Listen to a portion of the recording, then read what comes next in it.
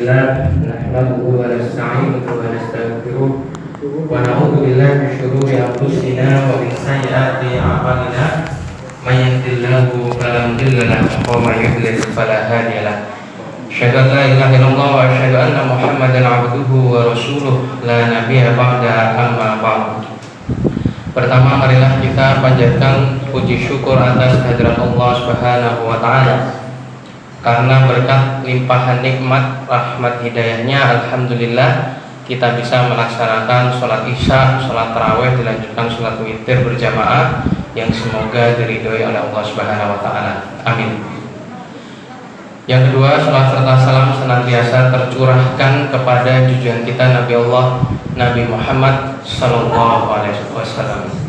Karena berkat perjuangan beliaulah kita bisa merasakan kenikmatan berislam dan kenikmatan beribadah di bulan suci Ramadan. Para jamaah salat tarawih rahimakumullah, pada kultum kali ini saya ada satu pertanyaan kepada para jamaah sekalian.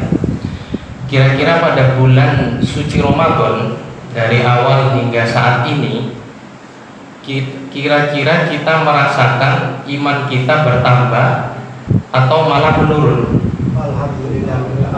Alhamdulillah bertambah. Jadi nggak ada yang alhamdulillah menurun ya. Alhamdulillah bertambah. Kalau setelah bulan suci Ramadan biasanya, kira-kira iman kita nambah lagi atau turun? Nambah lagi, Masya Allah, luar biasa. Kira-kira dalam satu tahun di luar bulan suci Ramadan, iman kita bertambah atau biasa saja atau kadang-kadang turun? Pengennya nambah. Tapi pernah turun Pak Bu? Kira-kira? Pernah ya? Pernah turun. Kalau di masjid-masjid biasanya, terutama kalau di kota saya melihatnya, kalau di sini alhamdulillah jamaahnya penuh. Padahal Ramadan mau berakhir. Ramadan itu di awal penuh biasanya masjid, sampai nggak cukup masjidnya. Terus di dekat rumah saya di Jogja juga, begitu Ramadan mau berakhir, itu sofnya semakin maju. Nah, jamaahnya juga semakin berkurang. Begitu selesai bulan suci Ramadan, masjid yang awalnya banyak yang ramai ternyata lebih sepi. Nah, ini menandakan bahwa iman kaum muslimin itu kadang naik, kadang turun. Nah, alhamdulillah di musola Baitul Haq ini masih ramai. Semoga setelah Ramadan ini tetap seramai ini, bahkan sampai keluar ya. Insya Allah, amin. Nah, dalam sebuah kisah sahabat Rasulullah SAW diceritakan, suatu ketika sahabat Abu Bakar radhiyallahu anhu bertemu dengan sahabat yang namanya Hanzalah. Nah, lantas Abu Bakar bertanya kepada Hanzalah, "Wahai Hanzalah, bagaimana kabar Anda saat ini?" Nah, sahabat Nabi yang bernama Hanzalah ini menjawab, "Wahai Abu Bakar, saat ini saya merasa menjadi seorang yang munafik." Kagetlah Abu Bakar, karena ketika tanya kondisi sahabatnya, tiba-tiba menjawab, "Saya sekarang dalam kondisi munafik." Biasanya kalau ditanya kabarnya, alhamdulillah baik-baik, alhamdulillah sehat. Nah, ini sahabat Nabi menjawab, "Saya sedang munafik." Karena heran, lantas Abu Bakar bertanya, "Kenapa engkau mengatakan itu, wahai Hanzalah?" Si Hanzalah menjawab bahwasanya saya merasa ketika berada di dekat sisi Rasulullah SAW atau bersama Nabi dalam satu majelis, beliau merasa keimanannya itu sangat tinggi, bahkan merasa seakan-akan surga dan neraka itu ada di depan. Seakan-akan surga dan neraka itu jelas terlihat seperti itu.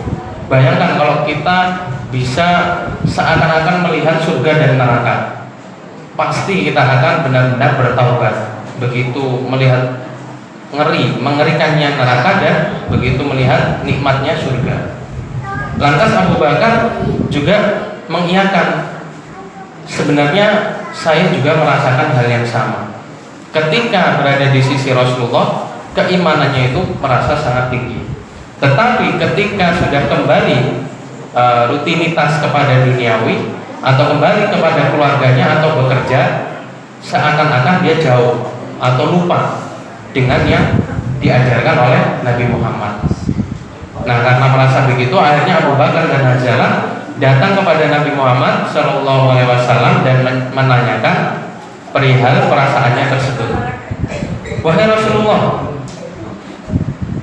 si Abu Bakar menjelaskan Hanzalah telah menceritakan atau mengabarkan kepada saya bahwa dia telah munafik. Rasulullah pun heran, kok bisa seorang Hanzalah itu menjadi seorang yang munafik. Nah, lantas Hanzalah menceritakan kembali, ya Rasulullah, bahwasanya ketika saya berada di sisi engkau, saya merasa surga dan neraka itu benar-benar nyata ada di hadapan saya. Tetapi ketika saya kembali kepada keluarga saya, main dengan anak saya, dengan istri saya, atau saya bekerja, saya mulai merasa jauh dengan apa yang engkau ajarkan. Maka Rasulullah SAW bersabda, wahai Hanzalah dan Abu Bakar, demi zat yang jiwaku ada pada genggamannya, bahwasanya yang engkau rasakan itu adalah wajar. Apabila engkau merasakan keimanan itu terus-menerus ada pada diri engkau, bahwa engkau merasakan seperti berada di sisi Nabi dan mengingat surga dan neraka dan senantiasa berzikir, maka malaikat akan turun ke rumah-rumah kalian, ke kamar-kamar kalian dan menyelami, memberi selamat kepada kalian.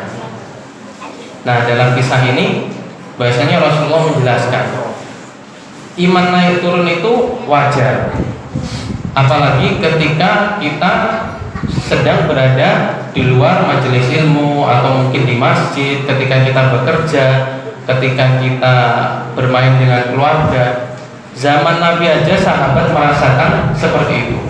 Padahal keimanan Abu Bakar apabila ditimbang, kalau pakai timbangan, di satu sisi iman Abu Bakar ditimbang dan di satu sisi lain iman umat muslim setelah zaman Nabi sampai sekarang seluruhnya ditimbang, iman Abu Bakar As-Siddiq itu lebih berat ketimbang iman seluruh umat muslim. Tetapi Abu Bakar pun merasakan ketika jauh dari Nabi imannya berkurang. Bagaimana dengan kita yang jauh dari masa Rasulullah Shallallahu Alaihi Wasallam? Maka dari itu iman kita atau iman seorang muslim itu bisa naik turun. Maka sudah seharusnya di bulan suci Ramadan kita senantiasa meningkatkan keimanan kita. Mumpung bulan suci itu semuanya kondusif beribadah, pahala dilipat gandakan.